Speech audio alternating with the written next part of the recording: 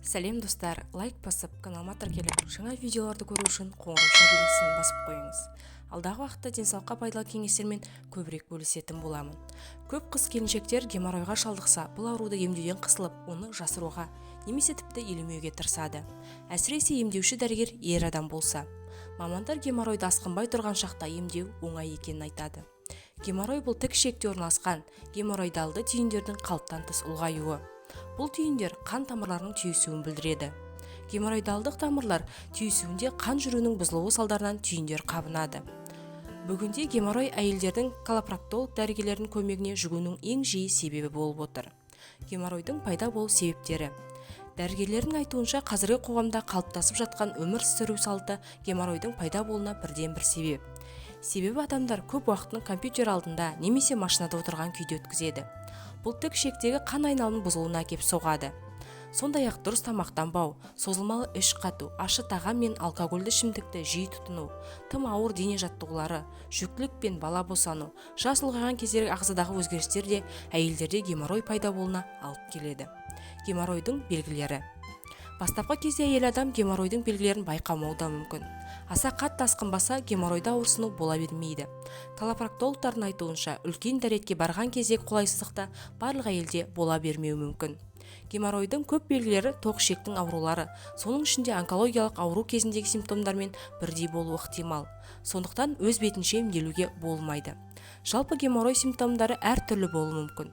Ал жүкті әйелдерде геморрой тіпті ешқандай белгісіз де асқына беруі мүмкін.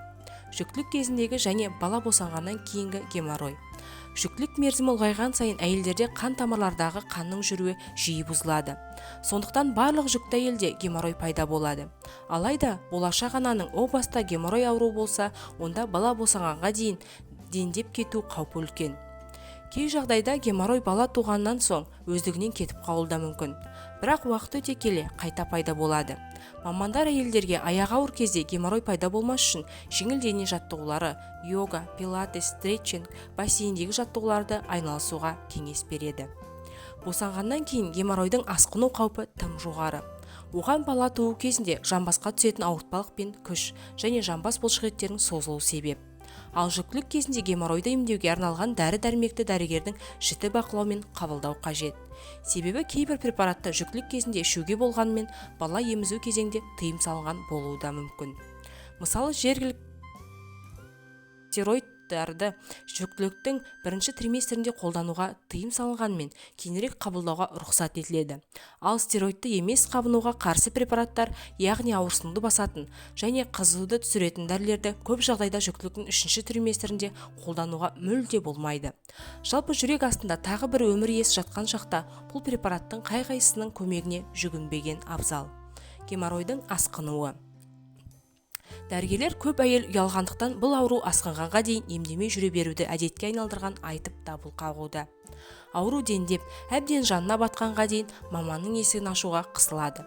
Үлкен дәретке барған кезде қағазға қан шығуын елемеудің ақыры геморройдалды түйіндердің сыртқа шығуына алып келеді.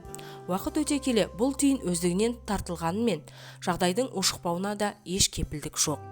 Асқынған геморрой тромбозға, анальды жарықшақтың пайда болуына, инфекциялық және асқынған қабынуларға, проктит пен парапроктитке алып келеді. Геморройды емдеу. Егер геморройды бастапқы сатыда анықтаса, онда бұл ауруды отасыз, яғни хирургиялық әдіссіз-ақ емдеуге болады. Дәрігер мына сынды препараттарды жазып беруі мүмкін. Қанды тоқтатуға арналған гемостатикалық препараттар, қышуға қарсы препараттар, қабынуға қарсы препараттар, жараның жазылуына ықпал ететін препараттар, ауырсуны басатын препараттар. Әйелдердің геморройын емдеу флеботропты препараттар, дәрумендер көмегімен қан тамыр тонусын арттыруды және асқазан ішек жолдары жұмысын қалыпқа келтіруді қарастырады. Асқазан ішек жолдарының жұмысын реттеу кезінде созылмалы іш қатуы бар әйелдерге іш жүргізетін дәрі қолдануға және құрамда жасынық көп тағамдарды ішуге тура келеді. Оның қатарында көкөніс, кебекті ботқалар және таза су бар. Уақытының көп бөлігін отырып өткізетін қыз-келіншектер емдік дене шынықтырумен айналысу керек. Егер геморрой тым асқынып кеткен болса, онда хирургиялық емдеу әдісіне көшуге тура келеді. Бұл шағын инвазивті сипатта болады. Оған склеротерапия, түйіндері бұзатын дәрі егу, инфрақызыл коагуляция, латексті сақиналардың көмегімен түйіндерді оқшаулау, лазерлі коагуляция жатады. Сондай-ақ геморрой аса қатты асқынса, хирургиялық әдіс арқылы геморроидэктомия немесе трансальды резекция жасау керек болады. Геморройдың алдын алу және кеңестер. Адамдар қарапайым ғана профилактикалық шаралар сақтаса, геморройлар еселеп азаяр еді. Осыдан бірнеше жыл бұрын геморройға байланысты кез келген ота туралы хабар өте жаман қорқыныш туғызатын. Кімнің 7-10 күн бойы стационарда ашығып, одан қалса жалпы наркоз алғысы, сосын ұзақ уақыт бойы жазылғанша ауырсынуды сезінгісі келеді дейсіз. Бір қуантарлығы, бүгінгі күнде геморройдың емдеудің көптеген әдіс-тәсілдері бар. Әрқашан науқастың нақты жағдайына сай келетін әдістердің бірін таңдауға болады.